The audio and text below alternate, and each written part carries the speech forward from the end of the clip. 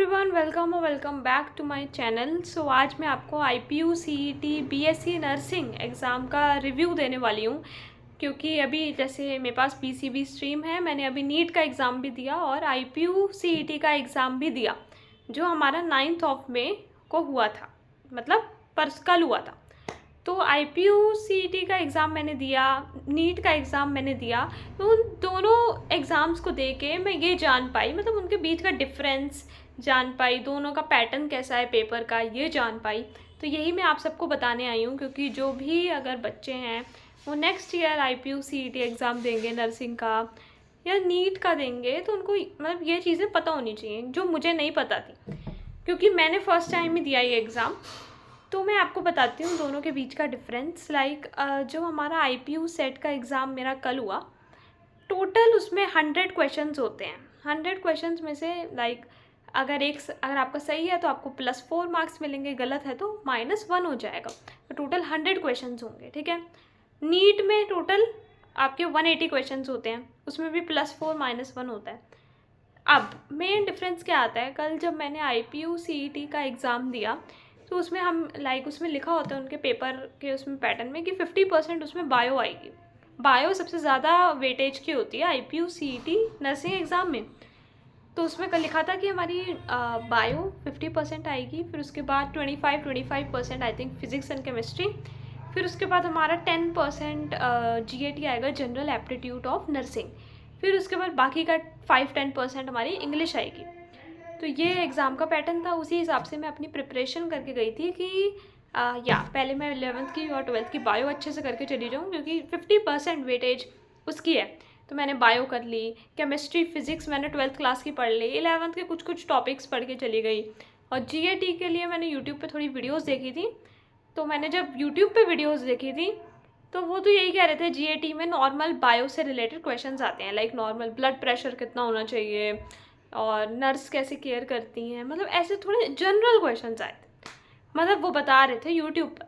But असली में जब मैं कल गई अपना पेपर देने सेंटर में, तो वहाँ पे जब पेपर मेरे हाथ में आया तो मैंने देखा, सबसे पहले मैं बायो पे ही गई, मैंने ऐसे पन्ने चढ़े, बायो पे गई मैं सबसे पहले। जैसे ही मैंने बायो खोली तो मैंने देखा कि उसमें कोई 12th क्लास का तो ज़्यादा क्वेश्चन ही नहीं है।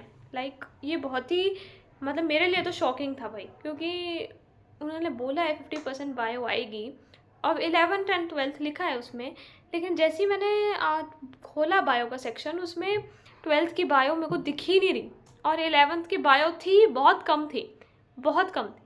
तो बहुत बायो तो ऐसी थी, मतलब उन्होंने ना आउट ऑफ सिलेबस चीज़ें ज़्यादा पूछी थी एग्ज़ाम में, जो बहुत सारी थी। जैसे कुछ तो 11th क्लास के टॉपिक्स थे। मॉर्फोलॉजी ऑफ फ्लावरिंग प्लांट में से क्वेश्चन आया था, मुझे अभी याद है।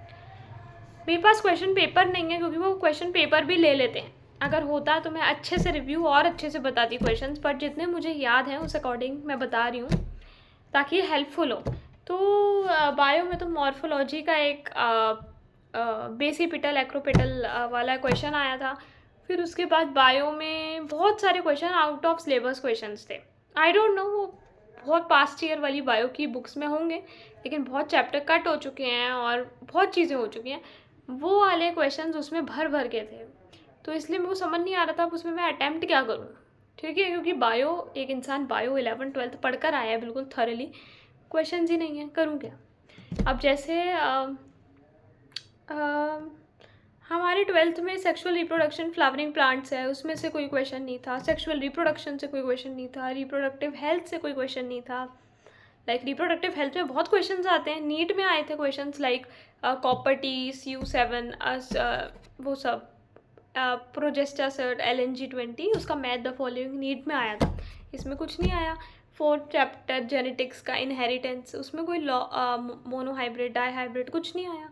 मॉलिक्यूलर बेसिस ऑफ इनहेरिटेंस, इतना टफ कोई चैप्टर और इतना इंपॉर्टेंट चैप्टर, इंपॉर्टेंस रखता है बहुत, उसमें से कुछ भी नहीं आया। मुझे कोई क्वेश्चन उसमें से नहीं दिखा, मुझे कोई DNA रेप्लिकेशन कुछ नहीं दिखा उसमें से। और एवोल्यूशन, होमोलोगस, एनालॉगस से क्वेश्चन आया था, लेकिन पता नहीं कौन सा अजीब सा क्वेश्चन आया था जो हमारी बुक में है ही नहीं। ये मैं सही से बता रही हूँ। चैप्टर 7 ह्यूमन हेल्थ में टाइफाइड, निमोनिया, एड्स, वो सब है ना, एड्स, कैंसर, कुछ नहीं आया उसमें, नथिंग। एंड फिर उसके बाद 8 चैप्टर माइक्रोब्स, कुछ नहीं आया। लोग कहते हैं ना वो कर लो, एस्परजिलस नाइगर, वो जो इंजाइम्स वो सब के नेम्स हैं ना बुक में, कुछ नहीं आया उसमें से, नथिंग। सीवेज ट्रीटमेंट से कुछ नहीं आया, बायो कंट्रोल से कुछ नहीं आया। फिर उसके बाद 9th बायोटेक्नोलॉजी, कुछ नहीं आया बायोटेक्नोलॉजी से। एक या दो, एक क्वेश्चन आया था शायद बायोटेक्नोलॉजी का, वेक्टर्स वाला।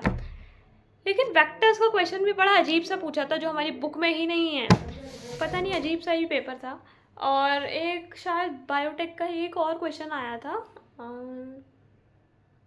एक बायोटेक का वेक्टर वाला क्वेश्चन आया था, एक आपका यही आया था बायोटेक का, और कोई तो नहीं आया, मतलब घुमा कर आया था एक क्वेश्चन, बड़ा सोचना पड़ रहा है क्योंकि उन्होंने पेपर ही ले लिया। तो यही आया था बायोटेक का क्वेश्चन। और फिर ऑर्गेनिज्म एंड पॉपुलेशन से भी कुछ नहीं आया। मतलब अगर कोई बच्चा ऑर्गेनिज्म पॉपुलेशन पढ़ के जा रहा है तो वो एक एक्सपेक्ट करता है कि उसमें ट्रॉपिक लेवल से क्वेश्चंस आएंगे, और आपके वो जो हैं कमेंसेलिज्म, प्रेडेशन, पैरासिटिज्म, वो सारे एग्जाम्पल्स पूछे जाएंगे। 13 चैप्टर में से एक क्वेश्चन आया था XC2 कंजर्वेशन का एग्जाम्पल, 1 नंबर का आया था, मतलब एक क्वेश्चन आया था XC2 कंजर्वेशन का, उसका एक ऑप्शंस उसके थे XC2 कंजर्वेशन, बस उस पूरी इकोलॉजी में से एक क्वेश्चन इकोलॉजी का ये आया है। XC2 कंजर्वेशन के 4 पॉइंट्स एग्जाम्पल्स दिए थे, उसमें से हमें सिलेक्ट करना था। ये तो बहुत ही आसान क्वेश्चन था, एक ही, लेकिन उस एक से तो हमारा कुछ फ़ायदा नहीं होगा ना, बस 4 नंबर हो गए।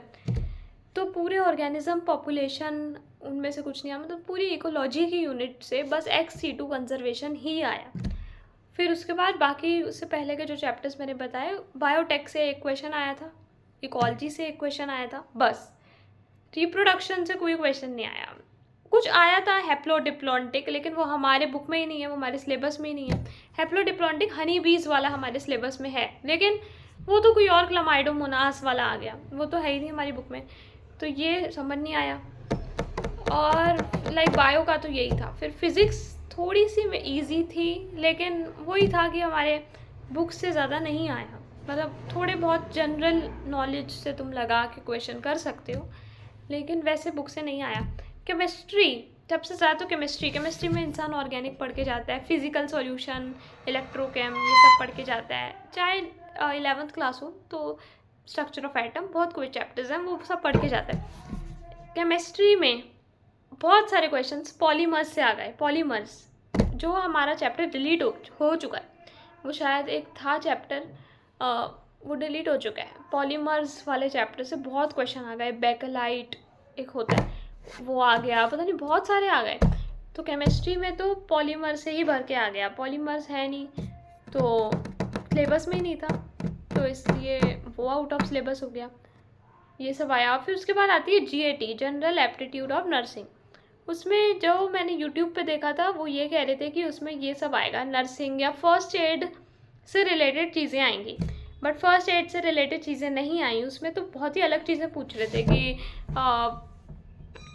एक पूछा था वैक्सीनेशन डे कब होता है, वो तो चलो ठीक था, वैक्सीनेशन डे तुम पूछ रहे हो, अगर तुम नर्स बनने वाले हो वैक्सीनेशन डे के बारे में पूछ रहे हो, वो तो ठीक है चलो, मतलब वो भी बहुत बच्चों ने गलत करा होगा क्योंकि उसमें डेट्स लिखी हुई हैं कि वैक्सीनेशन डे कब आता है, बहुत सारे ऑप्शंस हैं, फरवरी, मार्च, बहुत सारे, 4 ऑप्शन हैं। तो चलो ठीक है, मान लिया, वो क्वेश्चन तो चलता है, वैक्सीनेशन डे तुम पूछ रहे हो वो तो नॉर्मल है, लेकिन उसके अलावा जो GAT के क्वेश्चंस थे वो तो बेकार ही थे, मतलब अजीब से थे, मेरे को याद भी नहीं है अब, मतलब थोड़े वैसे थे कि टोटल वैक्सीनेशंस पूरे साल में कितनी होती हैं, कितने बच्चों की होती हैं, मिलियंस में ऑप्शंस थे।